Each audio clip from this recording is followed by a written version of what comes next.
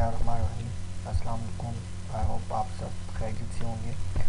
आज का जो हमारा लेक्चर है ये टोटली न्यू कॉन्सेप्ट है डेटाबेस के हवाले से। ठीक है, तो बिफोर गोइंग, ठीक है, डिटेल में जाने से पहले मैं आपको थोड़ा सा ओवरव्यू दे देता हूँ कि बेसिकली डेटाबेस क्या चीज़ है। ठीक है, तो डेटाबेस क्या है कि जब भी आप किसी भी डेटा को कलेक्ट करते हैं, चाहे वो किसी भी चीज़ के बारे में हो, तो उस चीज़ को हम डेटाबेस कहते हैं। ठीक है, अगर मैं आपको एग्जांपल दूँ, जिस तरह आपका नादरा है, ठीक है, नादरा क्या करता है, आपकी ओवरऑल पॉपुलेशन जो है आपकी कंट्री की, ठीक है, उनके से रिलेटेड तमाम डेटा जो है वो कलेक्ट करता है। अब ये जो कलेक्शन ऑफ डेटा है, ठीक है, चाहे वो लोगोस के बारे में हो, चाहे वो किसी चीज़ के बारे में हो, किसी इन्वेंट्री के बारे में हो, किसी बुक्स के बारे में हो, ठीक है, जिस चीज़ के बारे में भी होगी, कोई भी डेटा जो आप कलेक्ट करते हैं, उस चीज़ को हम डेटाबेस कहते हैं। उसके बाद डेटाबेस मैनेजमेंट सिस्टम क्या चीज़ है? जो डेटा आप कलेक्ट कर देते हैं, ठीक है, कलेक्शन के बाद उन डेटा को मैनेज करने के लिए जो सॉफ्टवेयर यूज़ होता है, ठीक है, या उस डेटा को प्रॉपरली ऑर्गेनाइज करने के लिए प्रॉपर एक स्ट्रक्चर देने के लिए जो हम सॉफ्टवेयर यूज़ करते हैं, उस सॉफ्टवेयर को हम कहते हैं डेटाबेस मैनेजमेंट सिस्टम। ठीक है, पहले जब ये सॉफ्टवेयर का कॉन्सेप्ट नहीं था तो आपने ऑर्गेनाइजेशन के अंदर देखा होगा कि वो अपना डेटा रजिस्टर्स के अंदर जो है वो स्टोर करते थे। कोई भी ऑर्गेनाइजेशन थी, वहाँ पर एम्प्लॉय का रिकॉर्ड हो गया, ठीक है, उनकी सैलरीज हो गई, ठीक है, उसके ओवरऑल एम्प्लॉयज़ हो गए, तो वो तमाम के तमाम डेटा जो होता था वो अपने रजिस्टर में उन लोगों ने एक खाता बनाया होता था जहाँ पर वो अपना डेटा स्टोर करते थे। लेकिन जैसे ही एक सॉफ्टवेयर का कॉन्सेप्ट आया, कि सॉफ्टवेयर का कॉन्सेप्ट आने के बाद डेटाबेस मैनेजमेंट का जैसे कॉन्सेप्ट आया, तो वहाँ पर वो जो मैनुअली चीज़ थी रजिस्टर के अंदर, वो जाके आपकी ऑटोमेट हो गई, एक डिजिटाइज सिस्टम के अंदर आके स्टोर होना शुरू हो गई है। अब डिजिटाइज सिस्टम में आने के बाद बेनिफिट्स क्या हुए, ठीक है, कि एक बंदे को उसको डेटा के एक्सेस करना उसके लिए आसान हो गया। उसके अंदर कोई चीज़ अगर उसने एडिट करनी है वो उसके लिए और ईजी होगी। ठीक है, किसी बारे में उसने इंफॉर्मेशन सर्च करनी है तो वो ईज़िली उसके रिट्रीव इंफॉर्मेशन जो है उसको रिट्रीव कर सकता है। तो बेसिक पर्पस जो डेटाबेस मैनेजमेंट सिस्टम का है वो क्या है कि ये आपका एक सॉफ्टवेयर है जो किसी भी ऑर्गेनाइजेशन का या किसी चीज़ का भी डेटा जो है वो जब आप स्टोर करते हैं तो उसको एक प्रॉपर ऑर्डर में मैनेज करना, ठीक है, ये आपका डेटाबेस मैनेजमेंट सॉफ्टवेयर जो है ये काम करता है। ठीक है, और इसके साथ साथ आपके डेटा की जो इंटीग्रिटी है, ठीक है, वो भी इसको भी ये सिक्योर रखता है। ठीक है, कोई मीन्स के अनरिलेटेड बंदा जो इसका आपके डेटा के साथ कोई लिंक नहीं है वो आपके डेटा को एक्सेस नहीं कर सकता। ठीक है, तो ये इंटीग्रिटी भी आपको ये सॉफ्टवेयर प्रोवाइड करता है। ठीक है, आई होप आपको डेटाबेस के बारे में समझ आ गया होगा कि बेसिकली डेटाबेस या डेटाबेस मैनेजमेंट सिस्टम क्या चीज़ है। ठीक है, उसके बाद अगर आप एप्लीकेशन देखें डेटाबेस मैनेजमेंट सिस्टम की, ठीक है, जिस तरह आपका एक बैंकिंग है, बैंकिंग आपको पता है कि बैंकिंग में बहुत ज़्यादा क्लाइंट्स आते हैं जहाँ पर उनके पेमेंट्स के रिकॉर्ड, उनके अकाउंट्स के रिकॉर्ड, उनके डिपॉजिट्स हो गए, लोन्स हो गए और हर एक क्लाइंट की उनकी ट्रांजैक्शन हो गई। तो ये ओवरऑल रिकॉर्ड बेसिकली अगर आप देखें तो एक मैनुअल सिस्टम के अंदर स्टोर करना बहुत बड़ा प्रॉब्लम है। ठीक है, तो इस चीज़ को ईज़िली ऑर्गेनाइज आपका ये डेटाबेस मैनेजमेंट सॉफ्टवेयर ही करता है। ठीक है, उसके बाद अगर आप एयरलाइंस के अंदर देखें, ठीक है, तो जितने भी लोग आते जाते हैं, ठीक है, उनकी ओवरऑल इंफॉर्मेशन जो है उसको स्टोर करने के लिए डेटाबेस यूज़ होता है। इसी तरह यूनिवर्सिटीज़ के अंदर जो आपकी स्टूडेंट्स का डेटा होता है, ठीक है, उनके ग्रेड्स हो गए, उनके कोर्सेज हो गए, उनके बैकग्राउंड इंफॉर्मेशन तमाम जितनी भी है वो भी आप डेटाबेस मैनेजमेंट के अंदर आपको स्टोर करना है।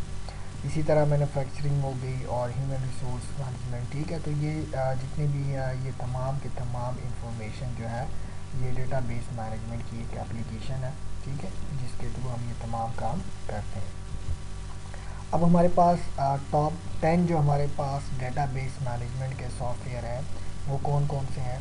ओरेकल आपका हो गया, ठीक है, IBM DB2 आपका हो गया, ठीक है, ये वो सॉफ्टवेयर है, ठीक है, जिसको आप यूज़ करके इसके अंदर आप लार्ज अमाउंट ऑफ डाटा जो है वो इजी स्टोर कर सकते हैं। तो ये उनके नाम हैं उन सॉफ्टवेयर के, ठीक है, टॉप 10 जो डेटाबेस मैनेजमेंट सॉफ्टवेयर है।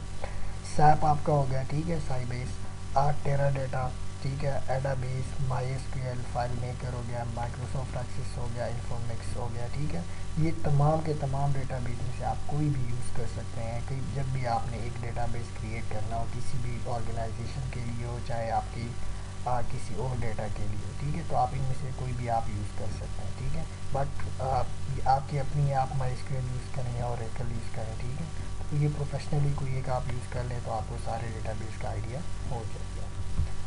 अब डेटाबेस के लिए हमारे पास उसके टाइप्स ऑफ डेटाबेस, ठीक है, कौन कौन से हैं, या अदर टर्म में अगर आप कहें कि तो मॉडल ऑफ डेटाबेस आप कह सकते हैं इनको, ठीक है। तो हमारे पास 4 डिफरेंट डेटाबेस या उनके मॉडल्स हैं। सबसे पहले जो है वो है रिलेशनल डेटाबेस, उसके बाद रेडिकल डेटाबेस है, उसके बाद नेटवर्क डेटाबेस, ठीक है। तो इसको हम, उसके बाद लास्ट जो हमारा है वो ऑब्जेक्ट ओरिएंटेड डेटाबेस है। रिलेशनल डेटाबेस में मैं एंड में आऊँगा, पहले मैं आपको बेसिकली हायरार्किकल बता दूं कि हायरार्किकल डेटाबेस क्या है, ठीक है। हायरार्किकल डेटाबेस क्या है कि आपके, अगर मैं आपको एग्जांपल दूं, ठीक है, जिस तरह एक ऑर्गेनाइजेशन के अंदर प्रॉपर एक हायरार्की होती है, ठीक है। लेट्स सपोज अगर आप अपने इंस्टीट्यूट की बात करते हैं, जिस तरह आपका वाइस चांसलर होता है, ठीक है, यूनिवर्सिटी के अंदर वाइस चांसलर के नीचे फिर आपका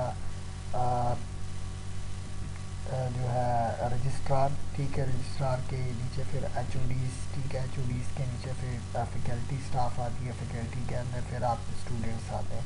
तो ये एक प्रॉपर हायरार्की, ठीक है, बन के आती हैं जो कि किसी भी चीज़ की एक चेन ऑफ कमांड को वो रिप्रेजेंट कर देती है, ठीक है। इसी तरह अगर आप दूसरे ऑर्गेनाइजेशन के अंदर देखें तो टॉप पे ऑनर होता है, उसके बाद मैनेजर आता है, ठीक है, मैनेजर के अंदर सुपरवाइजर्स आते हैं, सुपरवाइजर्स के अंदर वर्कर आते हैं। तो ये जो एक प्रॉपर हायरार्की है, ठीक है, इस हायरार्की को हम बेसिकली क्या कहते हैं, हायरार्किकल डेटाबेस मैनेजमेंट सिस्टम।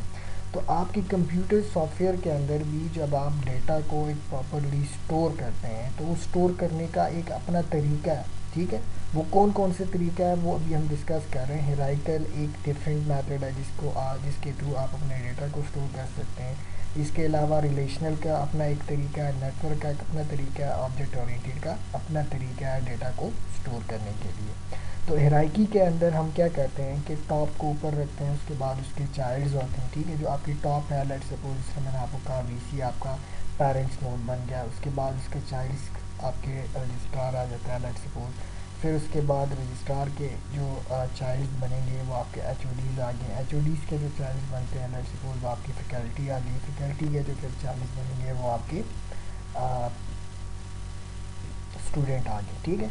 तो ये ओवरऑल जो आपका टॉप होता है वो आपका रूट नोड या पेरेंट नोड कहलाता है, उसके बाद नीचे उसके चाइल्ड्स कहलाते हैं, ठीक है। इसी तरह फिर अगर एक चाइल्ड के मज़ीद और चाइल्ड है तो वो उसका एक पेरेंट जो है वो बन जाता है। तो आपको ये कॉन्सेप्ट समझ आ गया होगा कि बेसिकली पेरेंट नोड क्या होता है या चाइल्ड क्या होती है। तो ये आपकी जो प्रॉपर स्ट्रक्चर है, ठीक है, जिसमें आप डेटा को जो है स्टोर करते हैं, इसको हम basically hierarchical database management system कहते हैं या डेटाबेस मॉडल कहते हैं, ठीक है।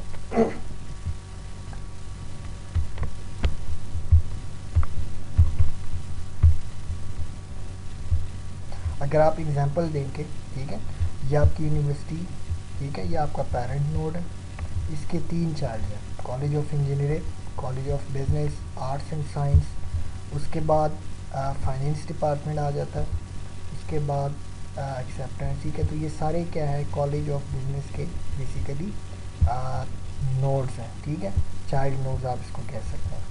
उसके बाद इसके मज़ीद जो चाइल्ड्स हैं वो आपके डेटाबेस, ये सारे जो हैं इसके चाइल्ड हैं। तो आपका टॉप रूट नोड जो है वो आपकी यूनिवर्सिटी है। तो अगर आप इसके अंदर ऑब्जर्व करें तो ये प्रॉपर एक हायरार्की है, ठीक है, जो फॉलो कर रही है। तो ये जो ओवरऑल मॉडल है जो आपके डेटा को रिप्रेजेंट कर रहा है कि आपका डेटा किस तरह अरेंज है, डेटा या किस तरह आपका डेटा स्टोर है एक सॉफ्टवेयर के अंदर, वो जो मॉडल है, ठीक है, उसको हम हायरार्किकल मॉडल कहते हैं।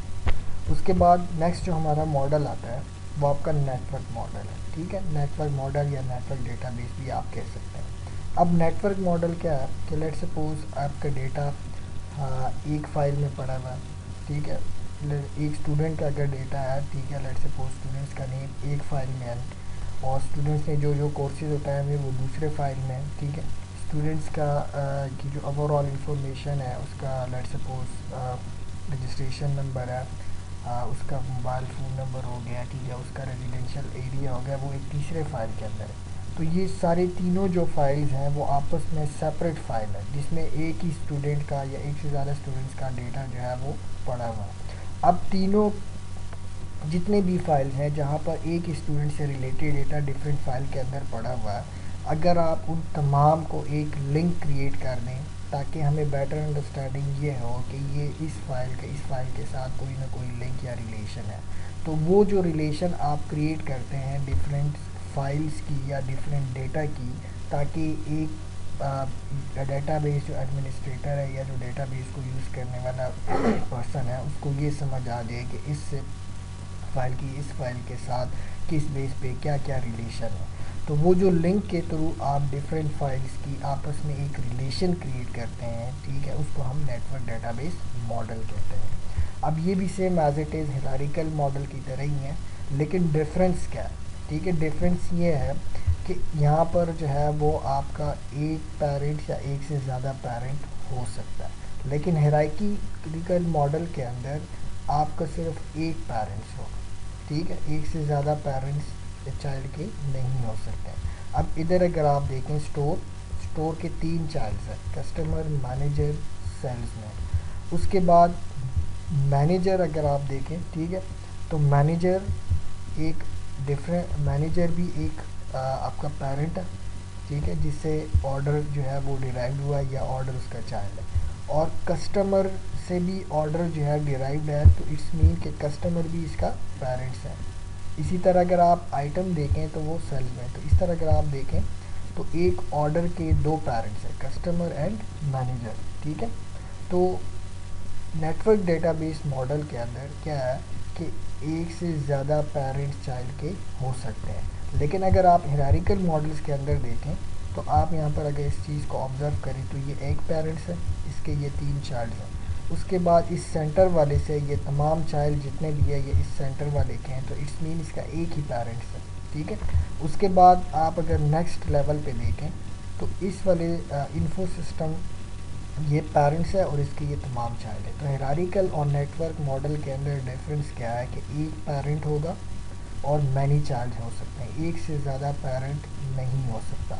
लेकिन नेटवर्क मॉडल के अंदर क्या है कि आपके एक से ज़्यादा पेरेंट्स हो सकते हैं, ठीक है। तो ये दोनों का डिफरेंस है, बाकी तमाम कॉन्सेप्ट इनका आपस में सेम है। अब हम ज़रा आते हैं रिलेशनल डेटाबेस। रिलेशनल डेटाबेस क्या है, जो हमने हिरारिकल मॉडल पढ़ा या नेटवर्क मॉडल पढ़ा उसमें जो डेटा आप स्टोर करते थे वो फाइल्स के अंदर करते थे, लेकिन रिलेशनल डेटाबेस का मतलब क्या है कि डेटा को स्टोर करना टेबल्स के अंदर, ठीक है। टेबल्स क्या होते हैं, रोज़ एंड कॉलम्स के अंदर जब आप डेटा को स्टोर करते हैं तो वो आपका एक टेबल बन जाता है, ठीक है।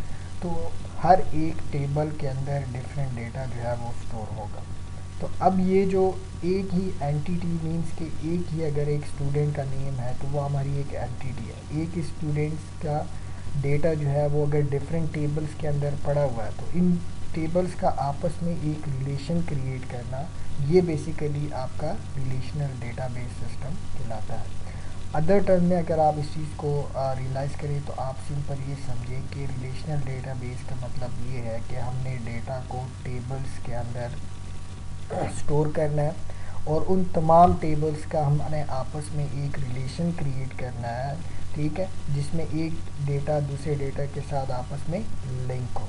अगर आप इस एग्जांपल के अंदर देखें, ये हमारे स्टूडेंट्स हैं, इसके अंदर सिंपल तमाम स्टूडेंट्स के नेम, उनके आईडी या रजिस्ट्रेशन नंबर, इसको आप कह सकते हैं, ये स्टोर है। अब स्टूडेंट्स ने कौन कौन से कोर्सेज उठाए हुए हैं तो उस कोर्सेज का एक अलहदा टेबल है। तो इट्स मीन के स्टूडेंट्स का और कोर्सेज का आपस में रिलेशन है। क्यों रिलेशन है, क्योंकि अगर अभी इधर आप देखें 500 आईडी वाले ने कौन कौन से कोर्स और किस सेमेस्टर में उठाए हैं, तो ये तमाम इंफॉर्मेशन पड़ी हुई है कोर्सेज वाली टेबल के अंदर।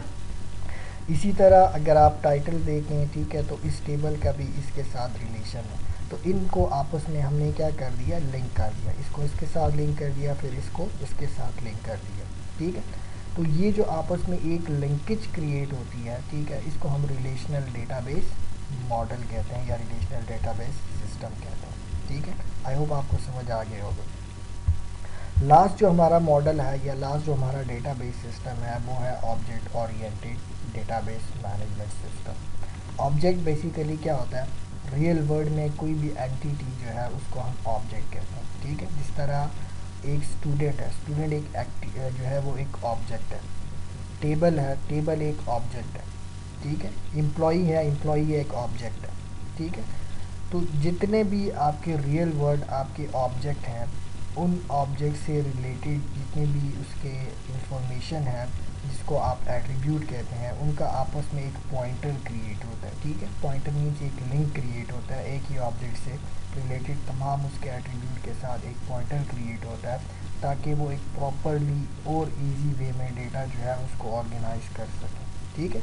तो ये ओवरऑल जो जितने भी हमारे मॉडल्स हैं, इन मॉडल्स का बेसिकली मेन पर्पस क्या है कि डेटा को इजी से इजी वे में और एक अच्छी कंडीशन में, अच्छी लुक में ऑर्गेनाइज करना, ताकि डेटा को इजी से इजी वे में हम उसको रिट्रीव कर सकें। रिट्रीव करने के बाद उसके अंदर हमें कोई अपडेशन करनी है या डिलीशन करनी है तो वो हम इजी तरीके से कर सकें। अब अगर आप एग्जांपल के अंदर देखें, ये स्टूडेंट्स हैं, ये हमारी एक एंटिटी है या इसको हम ऑब्जेक्ट कहते हैं, ठीक है। इस ऑब्जेक्ट के एट्रीब्यूट्स क्या क्या हैं, कोर्सेज हो गए, अंडर ग्रेजुएट स्टूडेंट है या ग्रेजुएट स्टूडेंट है, ठीक है, ये इनके एट्रीब्यूट्स हैं। उसके बाद ये तमाम इसके फील्ड्स कहलाते हैं, ठीक है। इसी तरह ईमेल, तो ये इनके दरमियान आपस में हमने एक पॉइंटर क्रिएट कर दिया या लिंक क्रिएट कर दिया। तो आपके ऑब्जेक्ट ओरिएंटेड डेटाबेस या मॉडल के अंदर डेटा जो है इस फॉर्म के अंदर स्टोर होता है।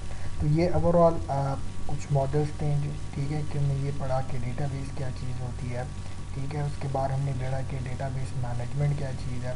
उसके बाद फिर हमने उसके टॉप जो हमारे 10 सॉफ्टवेयर जो है कि रिसेंटली यूज़ हो रहे हैं वो तमाम हमने देखे, और उसके बाद एप्लीकेशन हमने देखी कि डेटाबेस किस किस ऑर्गेनाइजेशन में कैसे कैसे किस किस पर्पस के लिए यूज़ होते हैं।